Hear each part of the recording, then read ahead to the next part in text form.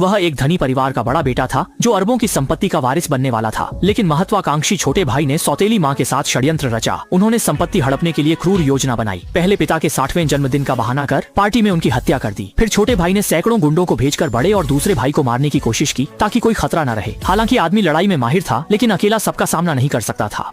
सैकड़ों गुंडों के हमले में वह केवल दूसरे भाई संग भाग सका। लेकिन दूसरे भाई ने अपनी जान की परवाह किए बिना पीछा करने वालों को रोका ताकि बड़े भाई को भागने का समय मिल सके। आखिरकार दूसरे भाई को हथियारों ने बेरहमी से मार डाला। जबकि आदमी भागने में सफल रहा, लेकिन हत्यारे उसके पीछे दौड़ पड़े। अंततः आदमी ने 3 दिन और रात भागकर हथियारों को पीछे छोड़ दिया। इस दौरान उसका शरीर बहुत कमजोर हो गया था। तभी उसने सुना कि कोई मदद के लिए चिल्ला रहा है। कुछ गुंडे एक सुंदर लड़की को परेशान कर रहे थे और गंभीर रूप से घायल आदमी ने ईंट उठाकर दौड़ लगाई। उसकी बहादुरी से गुंडे डरकर भाग गए, लेकिन थकावट के कारण वह लड़की की बाहों में गिर पड़ा। जल्दी ही 2 साल बीत गए और लड़की ने उसकी मदद के लिए आभार व्यक्त करते हुए उससे शादी कर ली और साथ रहने लगी।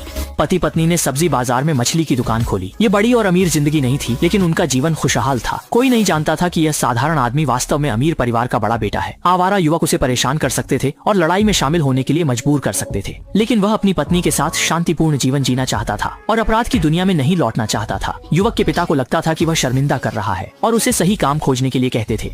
जिद्दी युवक फिर भी अपराध की दुनिया में जाना चाहता था, जिससे बूढ़े आदमी को गुस्से में दिल का दौरा पड़ा और वह बेहोश हो गया। यह देखकर आदमी तुरंत स्थिति देखने दौड़ा और युवक को फोन किया। बूढ़ा आदमी, आप कम बोलें, वे मुझे तंग करने आए हैं। जब आदमी ने देखा कि युवक ने फोन काट दिया है, उसने पत्नी से कहा कि बूढ़े को अस्पताल ले जाए और वह खुद उस नांद को लाने गया। युवक अपने साथियों संग दुश्मनों से लड़ रहा था, सिर्फ सब्जी मंडी के पूर्वी हिस्से की जमीन के लिए। तभी आदमी वहां पहुंचा और युद्ध में शामिल हो गया, जैसे बाघ भेड़ों में घुस गया हो, और जल्दी ही उसने दुश्मनों के 10-15 लोगों को भागने पर मजबूर कर दिया। फिर आदमी ने युवक से पूछा कि उसने फोन क्यों नहीं उठाया। तुम्हारे पिताजी अब तक अस्पताल में ठीक नहीं हुए, तुम्हें पता है? वंजी अनगे, शुभ रात्रि। सब कुछ ठीक ठाक चल रहा है ना?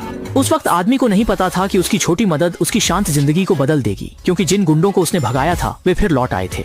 ये तीसरे आदमी के लोग हैं। वे अपमान सहन नहीं कर सके, इसलिए बदला लेना चाहते हैं। आपने जांच की? उनका नाम क्या है? क्या आप जोआन के विषय में जानकारी प्राप्त करना चाह रहे हैं? नमस्ते। हाँ, मैंने पक्का कर लिया है कि यह वही व्यक्ति है। नाम में कोई शक नहीं है, वही जोआन। वह अब क्या कर रही है? उसने सुंदर पत्नी पाली है। क्या वह बाजार में मछली बेच रही है?